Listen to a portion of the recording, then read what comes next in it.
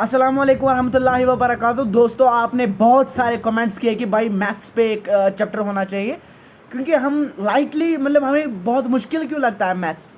मतलब मैं अपनी जगह पे कह रहा हूँ कि बहुत इजी है। मैं कह रहा हूँ क्योंकि जितना ज़्यादा आप किसी चीज़ को प्रैक्टिस करेंगे उतना ज़्यादा वो आपके लिए मतलब कि आसान बन जाएगा। देखो, मैं सिंपली आपको समझाता हूँ कि नाइन्थ में जो आपका या एट्थ में भी बहुत सारे कमेंट्स आए थे, तो उसका भी मैं और एक वीडियो बनाऊंगा। पहले नाइन्थ के बारे में बात करते हैं। देखो, नाइन्थ में अगर हम बात करेंगे नंबर सिस्टम पे रहा है, तो नंबर सिस्टम क्या होता है। मतलब मैं कह रहा हूँ कि नंबर सिस्टम जो होते हैं वो कलेक्शन ऑफ नंबर्स होते हैं। अब ये बच्चे को पता है कि कलेक्शन ऑफ नंबर्स क्या होता है। मतलब सेट ऑफ नंबर्स होते हैं जिसमें क्या होता है, नेचुरल नंबर्स होते हैं, होल नंबर्स होते हैं, इंटीजर्स होते हैं, ऐसे नंबर्स होते हैं। तो इन नंबर्स को हम कहते हैं क्या, कलेक्शन ऑफ नंबर्स। इन्हीं को कहते हैं हम नंबर सिस्टम। अगर मैं सिंपली आपको बता दूं, ये है ना, ये और ये कितने बन गए, 1 + 1 ये क्या हो गया, ये बन गए 2, है ना। बिल्कुल ऐसे समझाते हैं। तो ये 2 बन गए। नंबर क्या है, नंबर कुछ भी नहीं है, लेकिन ये रिप्रेजेंट करता है किसी सिंबल को, किसी क्वांटिटी को ये रिप्रेजेंट करता है। उसी को मैं कहता हूं ये एक डिजिट। डिजिट कुछ भी नहीं है, digit is nothing but it represents the symbol and the quantity of any object. तो ये हो गया नंबर। अब हमें नंबर सिस्टम के बारे में बात करनी है, तो वहाँ पे रेशनल नंबर्स की बात होगी, वहाँ पे इरेशनल नंबर्स की बात होगी, वहाँ पे इमेजिनरी नंबर्स की बात होगी, वहाँ पे कम्प्लेक्स नंबर की बात होगी, वहाँ पे ऑड, इवन, को प्राइम, ट्विन प्राइम या बहुत सारे नंबर्स की बात होगी। सिंपल फ्रैक्शन के बारे में बात होगी, डेसिमल फ्रैक्शन की बात हो रही, प्रॉपर, इम्प्रॉपर, लाइक, अनफ्राइक, इक्विवेलेंट, कम्प्लेक्स, ऐसे या मिक्सड फ्रैक्शन की भी बात होगी। वहाँ पे pure recurring, non recurring mixed fraction भी, डेसिमल एक्सपेंशन, इरेशनल नंबर्स क्या होते हैं। तो हम पहले स्टार्ट करेंगे कि इंटीजर्स होते क्या हैं बेसिकली। देखो, इंटीजर्स होते हैं तमाम पॉजिटिव वाले नंबर। अब पॉजिटिव नंबर्स कौन से हैं, जो नेगेटिव के साइन में नहीं है। नेचुरल नंबर्स को मैं कह सकता हूँ ना ये पॉजिटिव में, because they starts from the 1 2 3 4 5 6 7 9। देखो, पॉजिटिव वाले नंबर्स को मैं कहता हूँ कि ये क्या होते हैं, ये इंटीजर्स में है, और जो 0 से ग्रेटर हो, और उनको मैं कहता हूँ पॉजिटिव। इंटीजर्स कौन से होते हैं, जो नेगेटिव साइन में हो और उनके साथ 0 भी हो। ठीक है ना। ये आपको याद रखने लिखने की बोर्ड पे जरूरत, otherwise board is here, we can use it. तो ये हो गया। तो 0 से कम जो होगा और जिनका साइन मतलब नेगेटिव होगा, उनको मैं कहता हूँ नेगेटिव नंबर्स।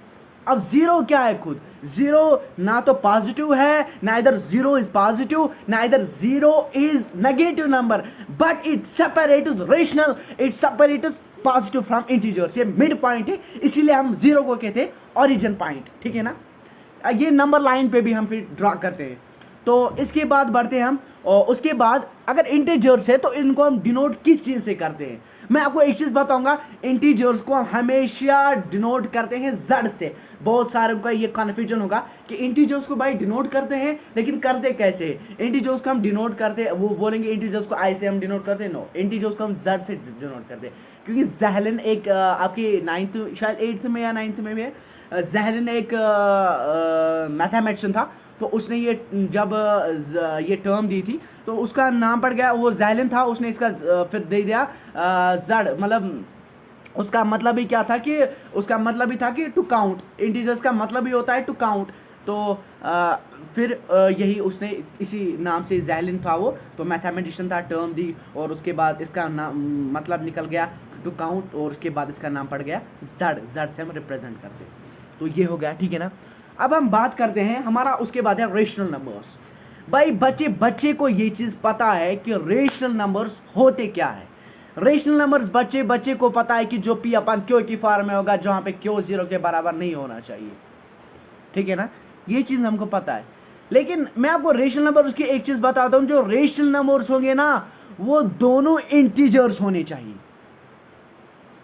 वो दोनों इंटीजर्स होनी चाहिए। ठीक है, कंडीशन ये होनी चाहिए कि क्यों 0 के बराबर नहीं होना चाहिए। अगर -1 भी हो, -2 भी हो, यहाँ पे कंफ्यूजन आपका ये रहेगा। मैंने अभी बोला कि जो नेगेटिव नंबर्स होते हैं वो 0 से कम होते हैं। फिर अगर रेशनल नंबर में क्यों 0 के बराबर नहीं है, then it's a rational number if -1 will come in the denominator. No, condition इतनी है कि क्यों जीरो के बराबर नहीं आना चाहिए। और उसके बाद में आपको कह रहा हूँ रेशनल नंबर्स ऐसे नंबर्स होते हैं जिनकी डेसिमल एक्सपेंशन एक तो टर्मिनेटिंग होगी और रिपीटिंग होगी। अब टर्मिनेटिंग का मतलब क्या होगा, पॉइंट के बाद जितने भी डिजिट्स होंगे ना वो खत्म हो जाएंगे और वो रिपीट भी कर जाएंगे। मतलब देखो एक चीज़ होता है, अब बोर्ड इसके लिए यूज़ करना था, sorry for that.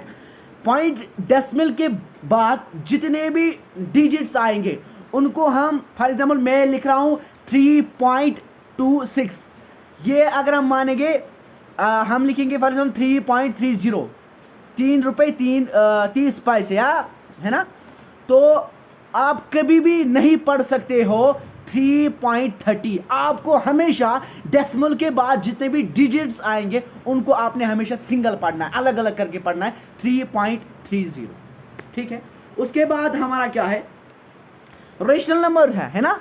Rational number की बात हो रही है तो रेशनल नंबर ऐसा भी एक है जिसका मतलब ये वर्ड से निकला है। रेशनल का मतलब है रेशो, रेशो का मतलब क्या है, रेशनल का मतलब है ये रेशो है ना। तो और इसको हम डिनोट करते हैं, मतलब आर से भी कर सकते हैं या पी से भी डिनोट कर सकते हैं। और उसके बाद अगर हम इरेशनल को डिनोट करेंगे तो वो क्यू बार से हम डिनोट करते हैं, ये भी तो बच्चे को पता है ना। उसके बाद हमारा है नेशनल नंबर्स। नेशनल नंबर्स होते क्या है, नेशनल नंबर्स ऐसे नंबर्स होते, क्योंकि हम पढ़ रहे हैं नंबर सिस्टम में ये चीज़ें आ रही है। देखो नेशनल नंबर्स ऐसे नंबर्स होते हैं जो स्टार्ट होते हैं 1 to इन्फिनिटी, लामहदूद इन्फिनिटी होते हैं ना। अब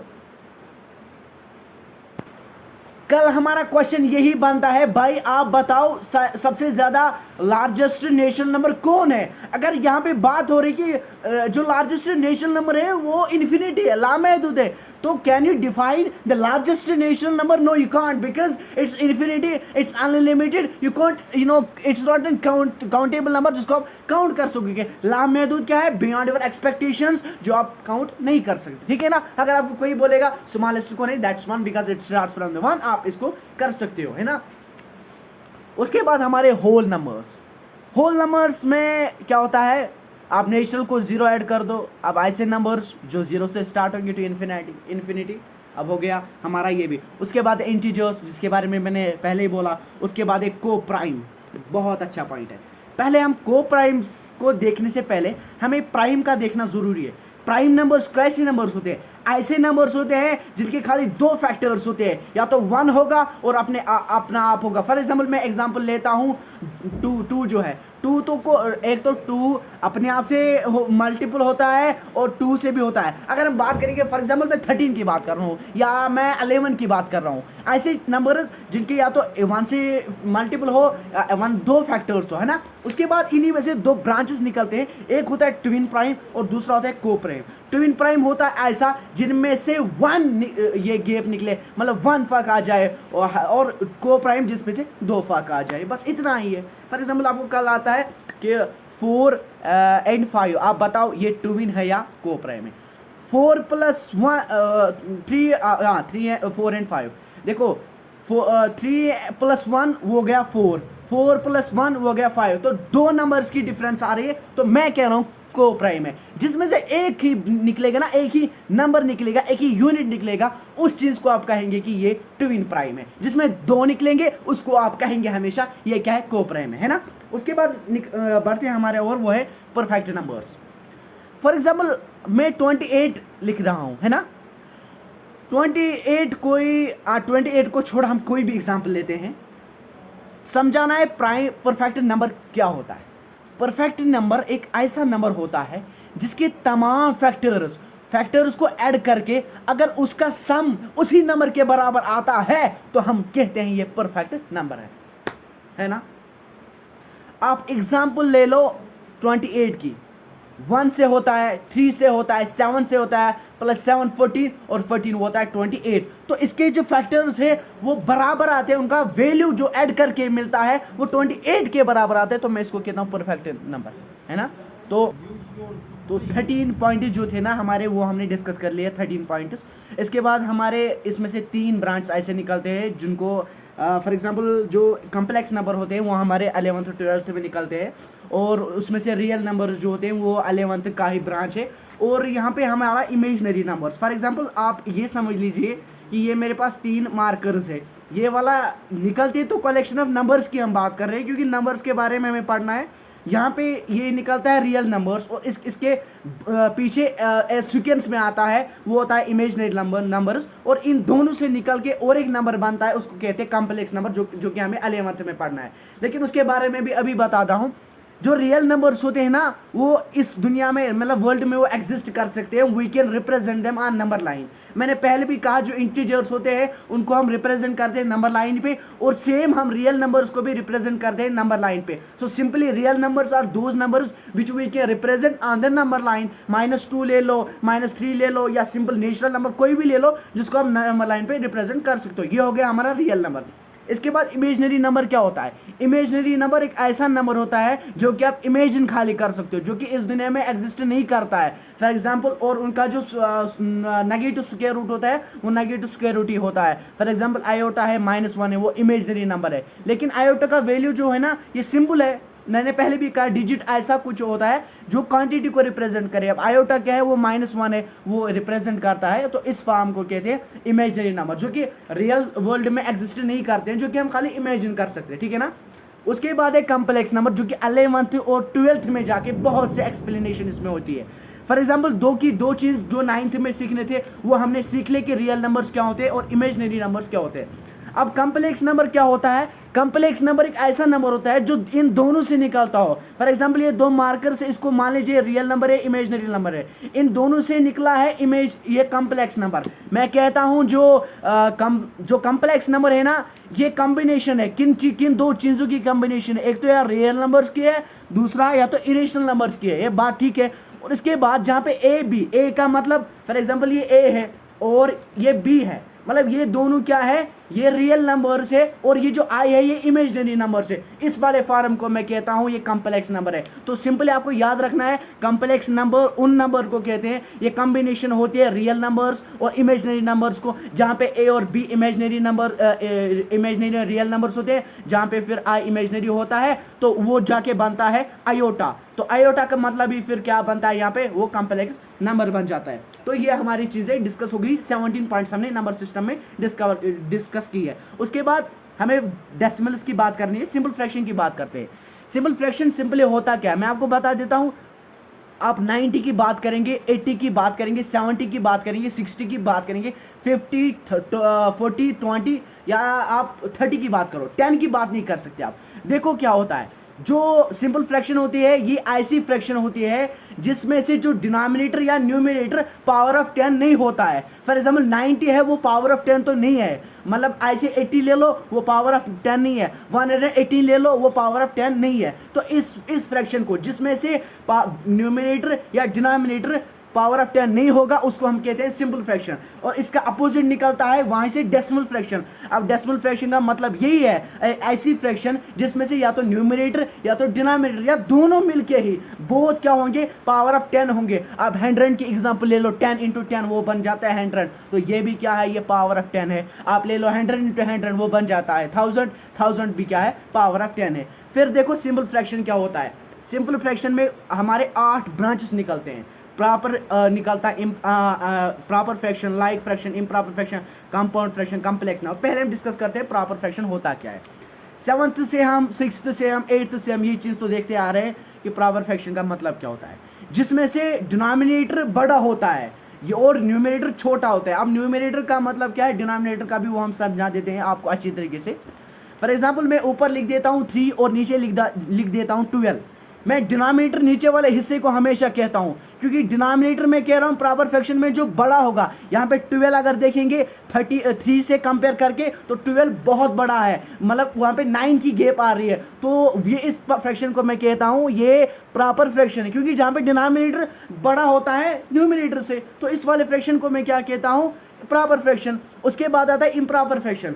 इम्प्रॉपर फ्रैक्शन में क्या होता है, जहाँ पे न्यूमरेटर या ग्रेट ज़्यादा होता है और डिनोमिनेटर छोटा होता है, या फिर हम कहेंगे जिसमें से डिनोमिनेटर दोनों सेम होंगे। फॉर एग्जांपल मैं लिख देता हूँ 18/3, तो 18, वहाँ पे 18 देखो न्यूमरेटर में ज़्यादा वैल्यू है, पावर ज़्यादा है, ऑब्जेक्ट नंबर बहुत बड़ा है, और नीचे डिनोमिनेटर की बात करेंगे 3 तो उससे बहुत कम है, वहाँ पे 15 की डिफरेंस आती है। तो इस वाले पार्ट को मैं कहता हूँ ये इम्प्रॉपर फ्रैक्शन है। उसके बाद लाइक फ्रैक्शन की बात करते हैं। देखो लाइक फ्रैक्शन होता क्या है।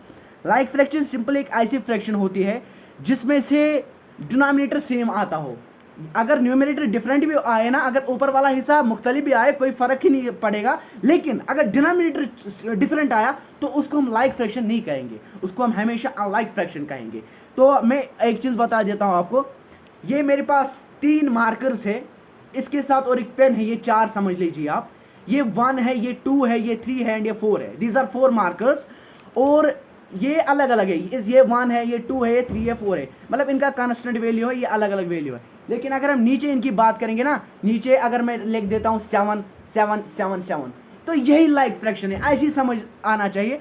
अगर ऊपर न्यूमरेटर डिफरेंट हो लेकिन डिनोमिनेटर नीचे सेम हो, सेम वैल्यू हो, सेम नंबर हो, उसको मैं कहता हूँ like fraction. When numerator is different but denominator is same in all fractions, 1/7, 2/7, 3/7, 4/7, तो इस प्रोसेस को मैं कहता हूँ लाइक फ्रैक्शन बन जाती है। उसके बाद अनलाइक फ्रैक्शन सीधे इसका अपोजिट है। जैसे प्रॉपर फ्रैक्शन में हमने बात की, इम्प्रॉपर वो अपोजिट बन गया। लाइक फ्रैक्शन में अनलाइक ऐसे अनलाइक क्या होता है जिसमें से जो न्यूमरेटर होता है वो डिनोमिनेटर के बराबर नहीं होता है, तो वो इम्प्रॉपर फ्रैक्शन बन जाते हैं। तो इम्प्रॉपर फ्रैक्शन क्या होता है, ये मिक्सचर होता है इंटीजर्स का। इंटीजर्स का मतलब क्या होता है, फॉर एग्जांपल मेरे पास 1/2 है, ये क्या है, प्रॉपर फ्रैक्शन है ना, क्योंकि मैंने बोला प्रॉपर फ्रैक्शन जिसमें से डिनोमिनेटर बहुत बड़ा हो न्यूमरेटर से। फिर मैं यहाँ से साइड में इसमें 3 लिख देता हूँ, 3 1/2, तो ये क्या बन गया, जो 3 था ना यहाँ पे, ये इंटीजर था। तो मैं कह रहा हूँ जो ये अनलाइक्ड मिक्सड फ्रैक्शन है, तो ये क्या है, ये मिक्सचर है किसकी, इंटीजर्स की, और उसी प्रोसेस को मैं कहता हूँ क्या, अनलाइक फ्रैक्शन, जिसमें से मतलब डिनोमिनेटर भी डिफरेंट हो या न्यूमरेटर भी डिफरेंट हो। तो इस प्रोसेस को मैं क्या कहता हूँ, इस प्रोसेस को मैं कहता हूँ बात करने वाले हैं जो इक्विलेटरल फ्रैक्शन होती है। फॉर एग्जांपल मैं आपको एग्जांपल दे रहा हूँ, अगर मेरे पास फ्रैक्शन है, फ्रैक्शन पहले फ्रैक्शन कहते किसे है ये देखेंगे। फॉर एग्जांपल मेरे पास एक पिज़्ज़ा है जो कि मैंने ऑर्डर किया है, इसमें से मुझे हर किसी को, अगर इसके 4 हिस्से, हर किसी को मुझे आधा आधा देना है, तो 1/4 1/4 ऐसे करके, 1/2 1/2 करके, मतलब फ्रैक्शन का मतलब होता है ए पार्ट ऑफ होल, बराबर देना। और इसमें से हमें ये फ्रैक्शन में और एक चीज़ आता है, जब हम फ्रैक्शन करते हैं तो हमारा जो मतलब हमें आसानी हो जाती है कि चीज़ों को बांटना, फ्रैक्शन के ज़रिए हम फिर चीज़ों को ईजिली बांटते हैं। तो ये समझ में आ गया कि फ्रैक्शन क्या होता है। 6th 7th में ये चीज़ें देख ली हमने। इक्विलेटरल फ्रैक्शन क्या होता है, फॉर एग्जाम्पल फ्रैक्शन तो होती है, या इसमें से प्रॉपर की इम्प्रॉपर की बात नहीं करेंगे। ऊपर फॉर एग्जांपल मेरे पास है 2 और नीचे मेरे पास है 4। अब ये प्रॉपर फ्रैक्शन है। अब देखो एक ऐसी फ्रैक्शंस, कुछ ऐसी फ्रैक्शंस जो जिनमें टर्म्स, तो जिनमें इंटीजर्स डिफरेंट होंगे, जिनमें या तो हम कहेंगे फ्रैक्शंस डिफरेंट होंगे, लेकिन at the time of calculation उनका वैल्यू जो होगा, उनका पावर जो होगा वो सेम आ जाएगा। फॉर एग्जाम्पल मैं आपको एग्जाम्पल के जरिए अच्छे समझाता हूँ। मैं लिख देता हूँ 2/4, हाँ 2/4। जब मैं इसको कैलकुलेशन करता हूँ 2 × 1 तो वो बन जाता है 1, 2 × 2 1/2 मेरा रिजल्ट आता है। इसी तरीके से देखो यहाँ पे मैं 2/4 की एग्जांपल ले रहा था, इसके बाद कामा करके डालो 3/6 लिख दो, 3/6 में 3 1 3 6 वो बन गया, क्या बन गया, उसमें भी 1/2 निकल गया। फिर लिखो, फिर क्या लिखो आप, फिर लिखो 6 और 12। जब आप लिखते हो फिर करो 6 × 1 6 × 2 1/2 की। तो इक्विलेटरल फ्रैक्शन ऐसी फ्रैक्शन होती है जब अगर आपके पास फ्रैक्शन तो डिफरेंट हुए, लेकिन at the time of calculation क्या होगा, उनमें से पावर, उनमें से रिजल्ट, उनमें से कैलकुलेशन में वो 1/2 मतलब सेम ही आ जाए। तो इस प्रोसेस को हम कहते हैं इक्विलेटरल। और उसके बाद हमारा है कंपाउंड। कंपाउंड किसे कहते हैं, फॉर एग्जांपल एक ऐसी फ्रैक्शन जिसमें या तो न्यूमरेटर वाला पार्ट फ्रैक्शन में हो या डिनोमिनेटर वाला पार्ट फ्रैक्शन में हो, या दोनों के दोनों ही फ्रैक्शन में हो। फॉर एग्जांपल मैं आपको समझाता हूँ। मैं लिख देता हूँ 4 3 1, इसमें बोर्ड का यूज़ करना था, जिसके ज़रिए से आपको बहुत अच्छे तरीके से समझ आता। उसमें थोड़ा एक्सप्लेनेशन करनी है और क्वेश्चन को सॉल्व करना है, किस तरह से हम कम्प्लेक्स और कंपाउंड फ्रैक्शन आपको समझा देते। तो ये उसके बाद मिक्सड फ्रैक्शन की हम बात करेंगे। मिक्सड फ्रैक्शन क्या होता है? मिक्सचर ऑफ इंटीजर्स होते हैं और मिक्स और प्रॉपर फंक्शन से बन जाते हैं। और ये भी याद रखना है, जो इम्प्रॉपर फ्रैक्शन होती है वो हमेशा बन जाती है, जो मिक्सड फ्रैक्शन होती है वो हमेशा बन जाती है पहले इम्प्रॉपर फ्रैक्शन से। मैंने बोला अगर मैं लिख देता हूँ ऊपर 3/1/2, तो 3 जो था यहाँ पे इंटीजर था, क्योंकि हमने बोला है पहले, इससे पहले ये मिक्सचर ऑफ इंटीजर्स होती है और 1/2 क्या है? वो प्रॉपर फ्रैक्शन है। तो ये भी हमने इसमें ये बेसिक पॉइंट्स थे जो कि हमने नियर अबाउट 25-27 पॉइंट्स जो थे नंबर सिस्टम में, कि नंबर्स होते क्या है। मैंने पहले भी बोला एक नंबर कुछ नहीं होता है, लेकिन ये रिप्रेजेंट करता है एक क्वांटिटी, एक सिंबल को। होल नंबर्स के बारे में बात की। अब लास्ट में एक दो चीज़ बच जाते हैं हमारे इस नंबर सिस्टम में, दैट इज़ ऑड नंबर्स और इवन नंबर्स। ये आपको पता है कि ऑड नंबर्स वो होते हैं जो 2 से डिविजिबल नहीं होते हैं, ये आपने सेकंड में सीख लिया होगा। इवन नंबर्स वो होते हैं जो 2 से डिविजिबल होते हैं। आपके लिए ये क्वेश्चन है कि क्या तमाम इवन नंबर्स ऑड नंबर्स हो सकते हैं, या तमाम ऑड नंबर्स प्राइम नंबर्स हो सकते हैं या नहीं हो सकते। तो ये भी हमने इसमें देख लिया, रियल नंबर्स क्या होते हैं, इमेजिनरी नंबर क्या होता है, कम्प्लेक्स नंबर क्या होता है, को प्राइम क्या होता है, ट्विन प्राइम क्या होता है, इंटीजर्स क्या होता है, ज़ीरो क्या होता है जो नंबर लाइन पे होता है है ना। और इसके बाद इंशाल्लाह हम एक्सरसाइज रेशनल नंबर्स भी हमने देख लिया। इरेशनल रह गया था, इरेशनल के लिए मैं आपको ये चीज़ बता देता हूँ। इरेशनल नंबर्स ऐसे नंबर्स होते हैं जिनको हम P/Q की फॉर्म में नहीं लिख देते हैं, और जिनकी डेसिमल एक्सपेंशन नॉन टर्मिनेटिंग हो और नॉन रिपीटिंग हो। फॉर एग्जांपल मेरे पास कोई डेसिमल एक्सपेंशन है, मेरे पास है 3.5876 पॉइंट माने डेसिमल। जितने भी नंबर्स हैं, एक तो या तो वो रिपीट कर रहे हैं, रिपीट नहीं कर रहे हैं, और टर्मिनेट भी नहीं, ख़त्म भी नहीं हो रहे। तो इस चीज़ को मैं कह रहा हूँ क्या, इस चीज़ को मैं कह रहा हूँ इमेजिनरी नंबर्स। तो ये भी हमने सीख लिया। इसी में मैंने जैसे भी as I recently mentioned a point, we have learn near about 27 points in it. And जैसे कि कलेक्शन, हमने इसके बारे में भी डिस्कस किया, कलेक्शन ऑफ नंबर्स क्या होता है, रेशनल नंबर्स क्या होता है, इरेशनल नंबर्स क्या होता है, इवन नंबर्स क्या होते हैं, प्राइम नंबर्स क्या होता है, कंपोजिट नंबर्स क्या होते हैं। हाँ, कंपोजिट में भूल गया था, at last we will end the video. Composite numbers क्या होते हैं? अगर हम प्राइम नंबर्स की बात करते हैं, वहाँ पे कहते हैं जो एक ऐसा नंबर जिनमें खाली 2 फैक्टर्स हो, या तो 1 हो और अपने आप से डिविजिबल हो। लास्ट वाला